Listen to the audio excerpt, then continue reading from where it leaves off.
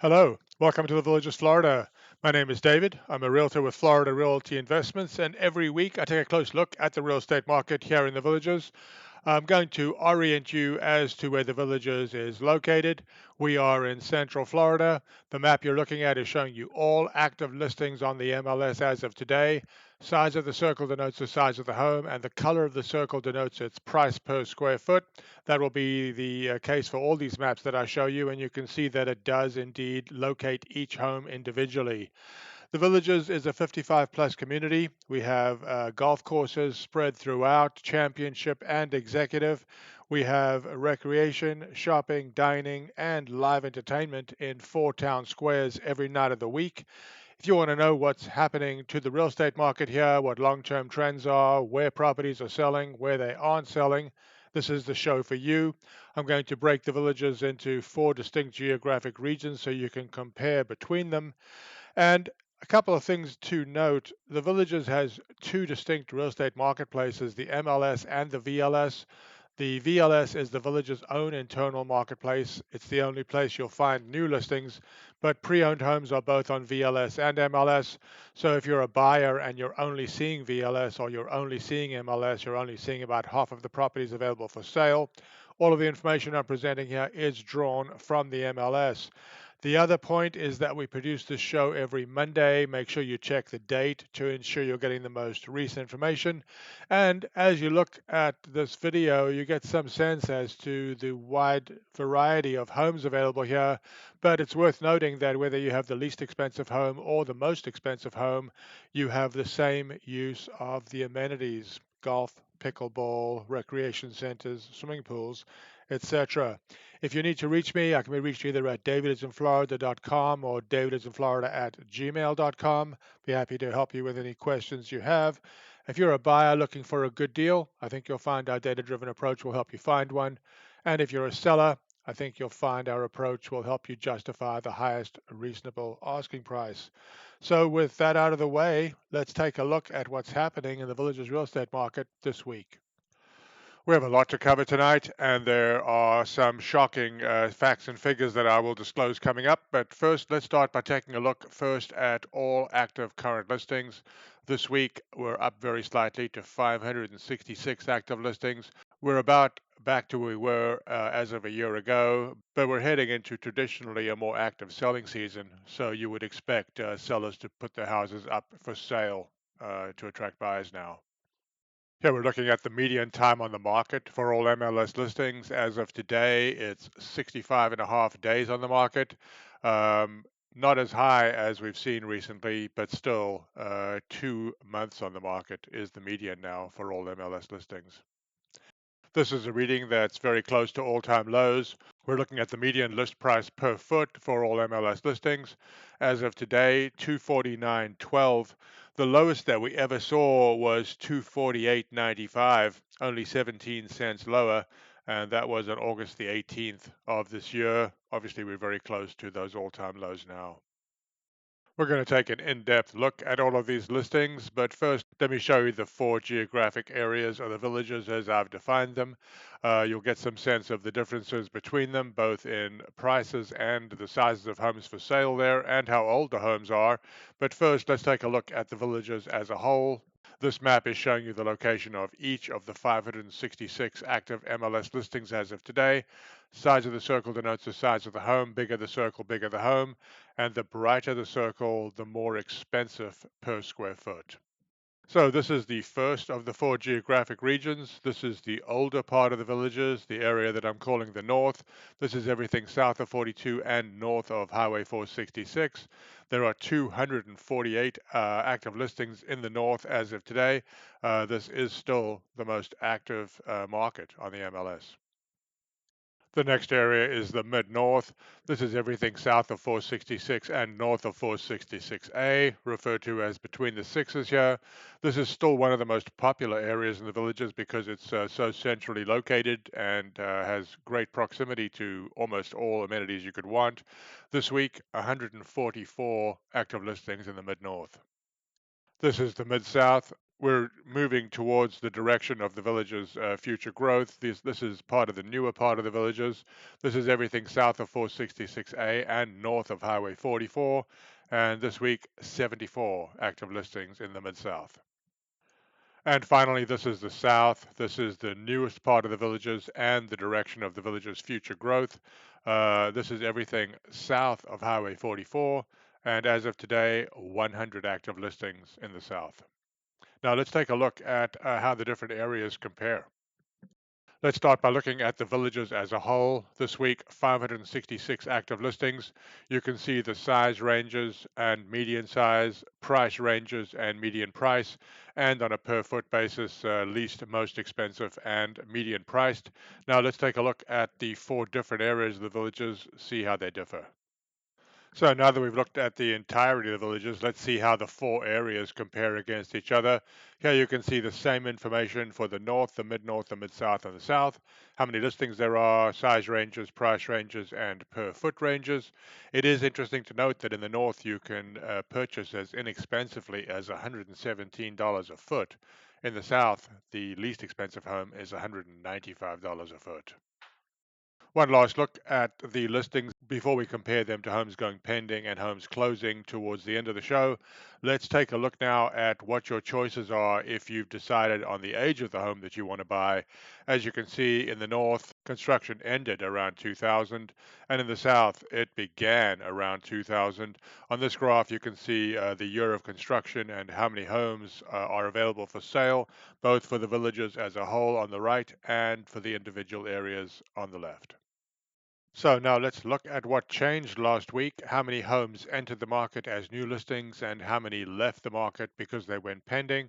We're looking here at a 4-week average. The red line is new listings and the blue line pending home sales. This is a 4-week average, and you can see that over the last 4 weeks, there have been on average 5 more listings than homes going pending each week. Let's take a look at the individual weeks of the year and see what the actual numbers were for last week. Here we're looking at actual weekly data points going back 2 or 3 years. We can see the difference between new listings and homes going pending on a week by week basis. Last week there were 11 more new listings than homes going pending. Readings above the zero line indicate more homes going pending than being listed. Below the zero line, more homes being listed than going pending. As I said, 11 more homes listed last week than went pending. Here we're looking at how long the homes that went pending last week were on the market before going pending. This is a 4-week average, and the number of days on the market over the last 4 weeks for the homes going pending has averaged 49 days. But it is worth noting that last week the pending time jumped to 52 days for the homes going pending over the prior 7 from 36 days for homes going pending over the previous 7 days. Now we'll take a closer look at the homes that went pending over the last week. Here we're looking at a 4-week average of the median price for the homes going pending. It's 245.46. That is the average over the last 4 weeks. But it's worth noting that last week the homes that went pending at a median 223.91, which is the lowest price per square foot for homes going pending that we've ever seen here. The previous low was 226.86 on September the 15th of this year. As I said last week, the actual reading was 223.91, under 225 a foot. But no real signs of distress in this reading. Here we're looking once again at the homes going pending over the last 7 days, and we're looking at what the price change was from the original asking price. For the homes going pending over the last week, the median price reduction was a 5.89% reduction from the original asking price. Now we'll look at the homes that closed over the last 7 days, and the average number of closings over the last 4 weeks is 39 closings a week. We are higher than we've been in prior years. We're looking here at the average. Let me show you some actual weekly readings on this next chart. Yeah, you can see the actual number of sales on a week by week basis going back to 2022. Series 4 should be 2025. It's the red line on this graph. And you can see that we are pretty closely matching sales activity of last year, if not slightly exceeding it. And if we look at a 4 week average of the same information, you can see here that the number of sales this year is definitely higher than we've been seeing in prior years. This is how long the homes that closed over the last 4 weeks were on the market. Median time 51 days. Not as high as we've seen recently, but as you can see looking at this chart, certainly we remain very elevated. And this is the price per square foot. The average over the last 4 weeks, anyway, of the median price per square foot realized for the homes closing in the village's MLS system, 233.87 is the median price per foot over the last 4 weeks for homes closing on MLS. I'm going to give you a comparison between the homes that closed and the homes that went pending and the homes that are currently listed. You can get some idea as to the direction of activity at least. But before we do that, let's take a look at how things changed. And this summary chart here will give you some perspective. You can see the number of active listings, number of homes that went pending over the prior 60 days, and number of homes that closed over the prior 60 days for each of the four regions of the villages.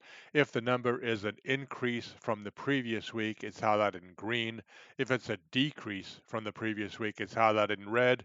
But as I keep pointing out, just because the number is green doesn't mean it's positive. If the number of listings increases, sellers will definitely consider that to be a negative.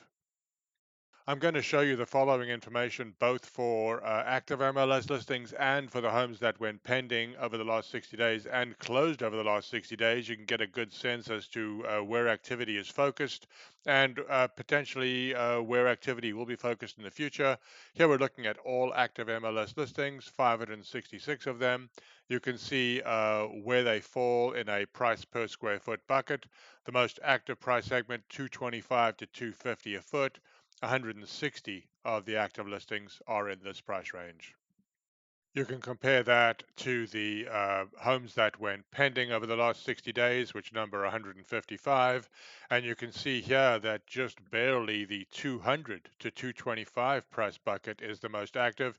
But legitimately, you'd have to agree that 200 to 275 is probably the range that we should consider, since there are 32 homes, 200 to 225 a foot, 31 225 to 250, and 33 250 to 275 that went pending over the prior 60 days.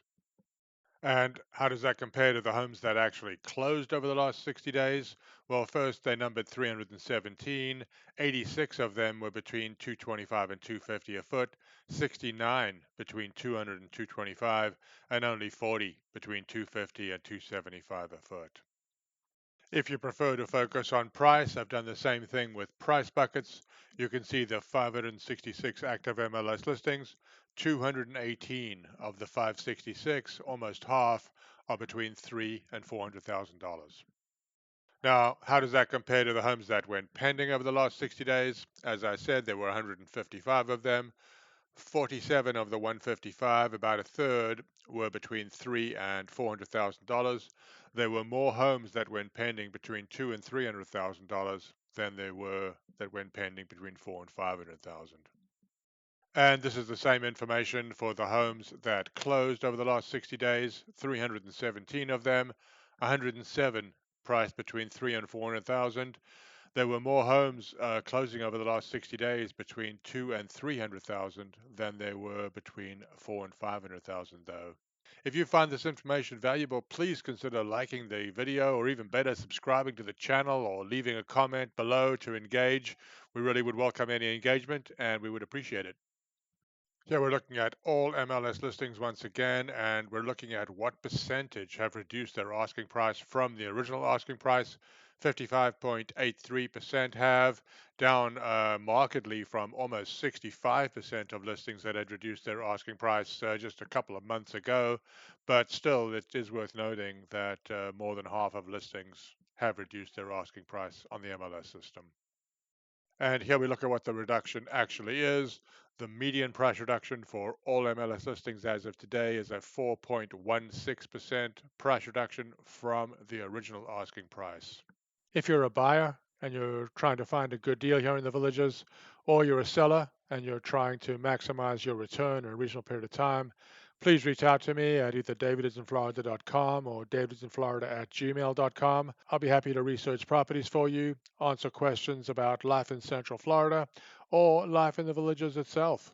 If you have any questions, once again, DavidisinFlorida.com, DavidisinFlorida@gmail.com. Please reach out if you have any questions. Hope to hear from you. Take care.